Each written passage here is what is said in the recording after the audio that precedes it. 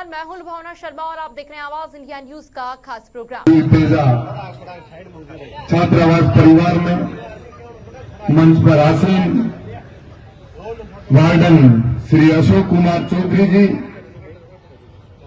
बड़े भाई महादेव खदाव जी, राजस्थान विश्वविद्यालय से पूर्व महासचिव, एनएसयूआई के पूर्व प्रदेश अध्यक्ष और युवा कांग्रेस के प्रत्याशी बड़े भाई अभिमन्यु पूनिया जी, बड़े भाई महेंद्र मान जी, ओम डूडू जी, बाबूलाल जी सारण, भंवर जी, दिनेश जी, श्याम जी, बाटर विष्णोई जी, राव रिडमल जी, राजेश नैन जी, चंदू जी पीटीआई और समस्त हॉस्टल वे नौजवान साथियों,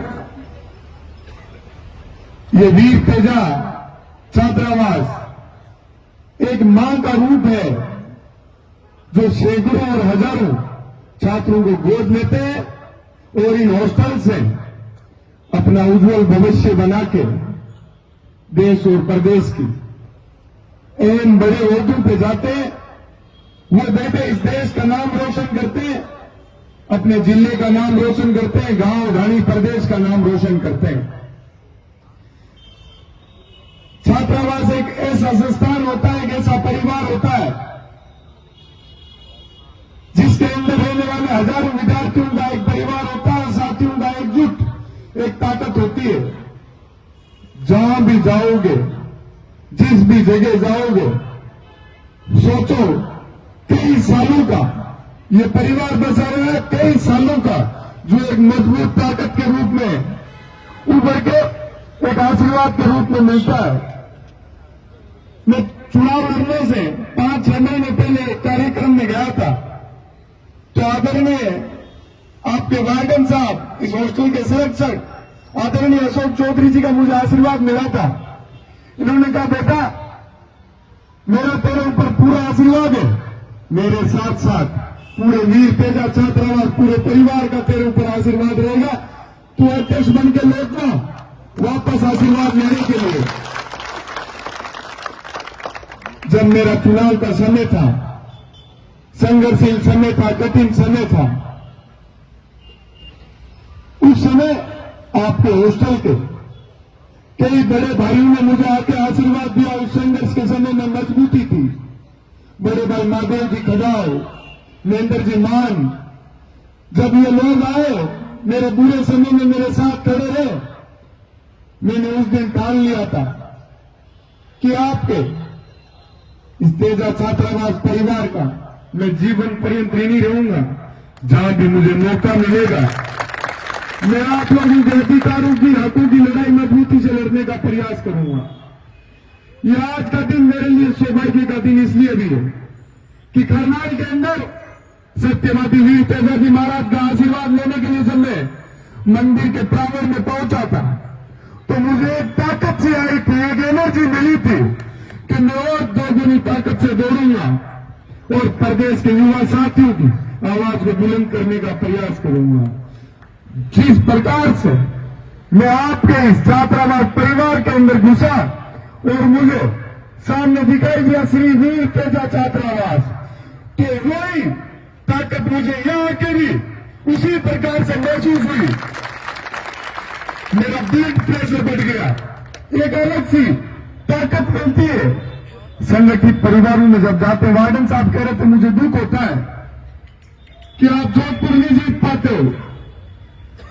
वार्डन साहब मैं आपको बताना चाहता हूं, धीरे धीरे आपका तेजा छात्रावास, आपका तेजा परिवार पूरे देश के अंदर आपके छात्रावास का, इस परिवार का नाम रोशन करेगा और इस वीर तेजा परिवार का झंडा गाड़ेंगे हर जगह। लेकिन उसके लिए अपने को संगठित रहना है, मजबूती से रहना है, एक मंच पे रहना है, एक साथ रहना है। अपन इतने कमजोर लोग नहीं है जो जाति समाज धर्म के ऊपर वोट मांगे और जाति समाज पे राजनीति करें। ये तेजा, ये श्री वीर तेजा नाम उस नाम से लिया हुआ है जो हजारों साल पहले सर्व समाज की रक्षा करते हुए, सर्व समाज की लड़ाई को मजबूती से लड़ते हुए अपने आप की बलिदानी दे दी थी।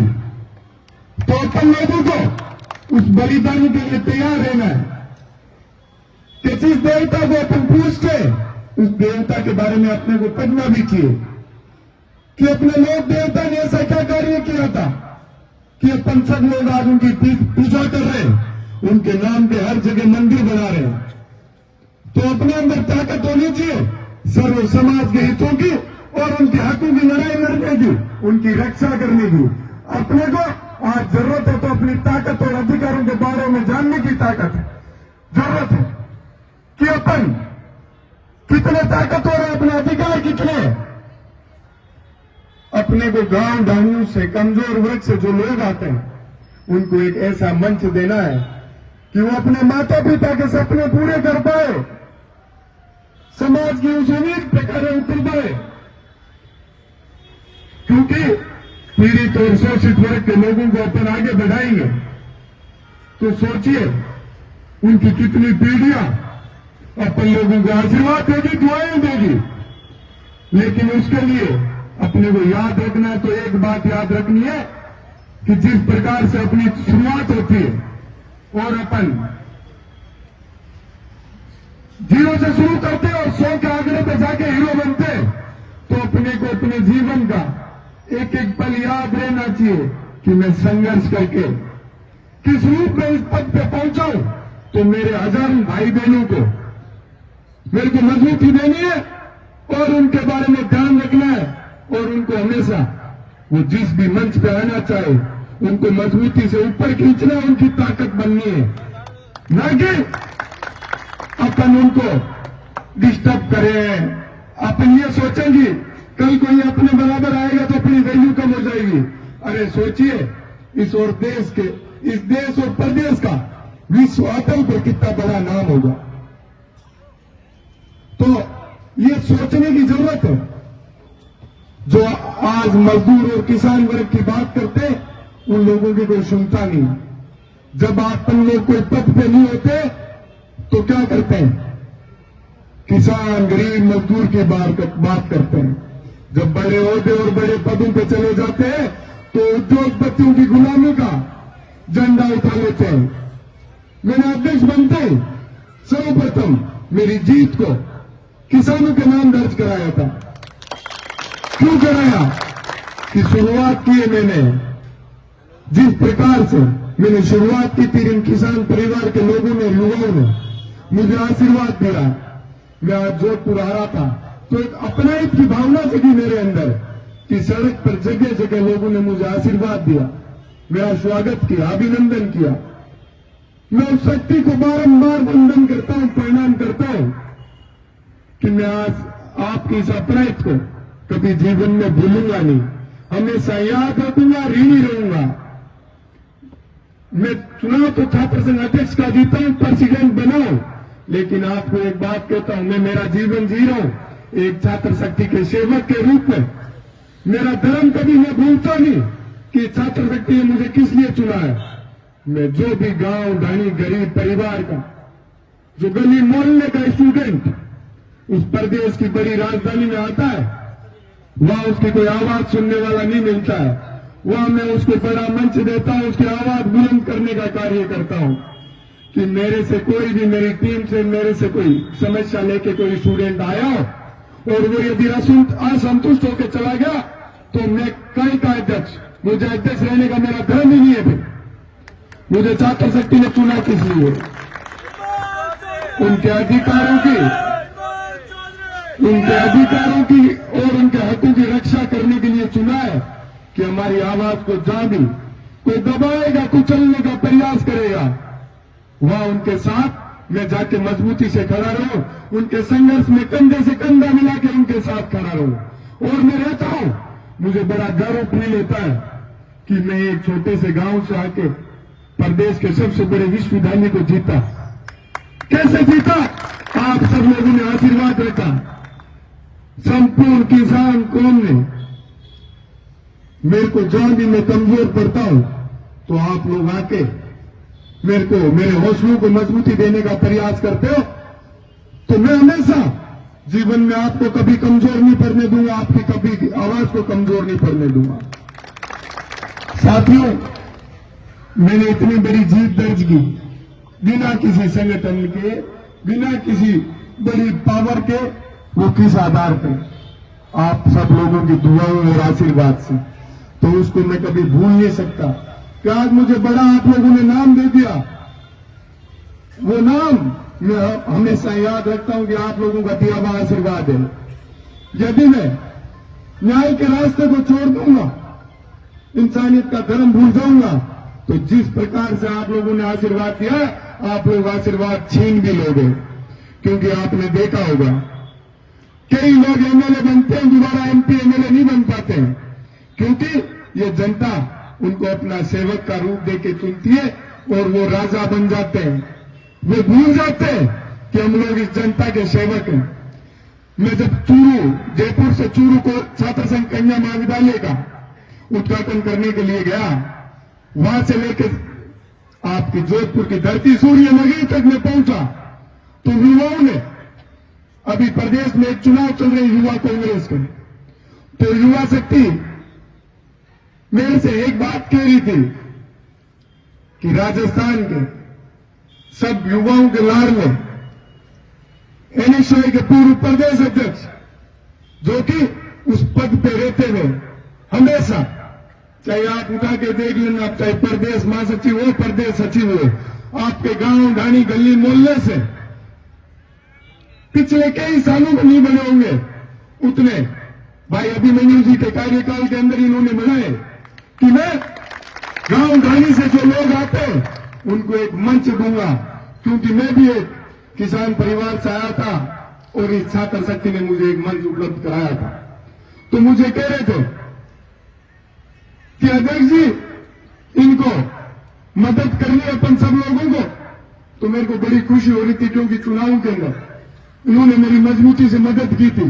मैंने कहा मैं तो वैसे भी हमेशा एहसान को याद रखता हूं, भरोसे को जिंदा रखता हूं, तो मैं तो मजबूती से इनके साथ हमेशा खड़ा रहूंगा। तो लागनू से विधायक मुकेश जी भाकर, उनके पास में रुका था, तो उनसे कह रहा था युवा शक्ति ये बात कह रही है। तो उन्होंने एक बात कही थी कि निर्मल जो इनके लिए मजबूती से इनकी आवाज को बुलंद करेगा, इनके साथ हमेशा जो खड़ा रहेगा, उसको ये युवा शक्ति कभी भूल नहीं सकती। किसी के बनाने से कोई नहीं बनता है। ये जनता बहुत समझदार है, हमेशा याद रखती है कि कौन पद पे आने के बाद उसकी गरिमा, पद की गरिमा को बनाए रखता है और युवा शक्ति को हमेशा मजबूती के रास्ते पे लेके जाता है। तो मैं तो कहता हूं कि ये युवा शक्ति बड़ी जागृत है। ये किसी के कहने पे और देखाने से वोट नहीं देती है, ये बड़ा सोच समझ के किसी व्यक्ति को मंच उपलब्ध कराती है। तो ये बड़ा उदाहरण बनेगा। इस प्रकार के लोग यदि बड़े मंच उठाएंगे तो ये एक बड़ा उदाहरण राजस्थान के अंदर आएगा। आज देखिए आप लोग राजनीति के अंदर बड़े मंचों पे ज्यादातर कौन लोग बैठे हैं? जो आम परिवार से निकल के राजनीति के अंदर शुरुआत की थी। पहले जो रानी की कोख से पैदा होता था वही राजा बनता था। अब जनता जिसको आशीर्वाद देती है, उसको अधिकार देती है, वो एमपी और एमएलए बनके आप लोगों की सेवा में हाजिर रहते हैं। तो युवा शक्ति से मैं गुजारिश करना चाहूंगा कि अपन लोगों को बड़ा सोच समझ के ये राजनीतिक मंच लोगों को देना चाहिए। नहीं तो अपन अपने साथ जो हल्का फुल्का हर जगह कई जगह अन्याय होता है, उसका सामना जीवन में नहीं करना पड़े। जब अपन अपनी भावनाओं को समझने वाले व्यक्तियों को आगे लाएंगे, अपनी आवाज को मजबूती देने वाले लोगों को मंच पे लाएंगे, तो ये तय बात है, ये तय बात है कि अपन लोग कभी कहीं कमजोर नहीं पड़ेंगे।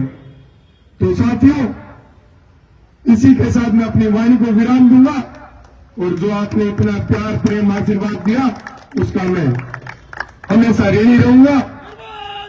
बोलिए वीर तेजाजी महाराज की, वीर तेजा छात्रावास, वीर तेजा छात्रावास, किसान कौन, मजदूर कौन, इस प्रदेश और देश के अंदर सबसे ज्यादा मेहनत करने वाले जवान, किसान और मजदूर लोग हैं। उनको हमेशा अपने को याद रखना है और उनकी मान सम्मान की लड़ाई अपने को हमेशा मजबूती से लड़नी है।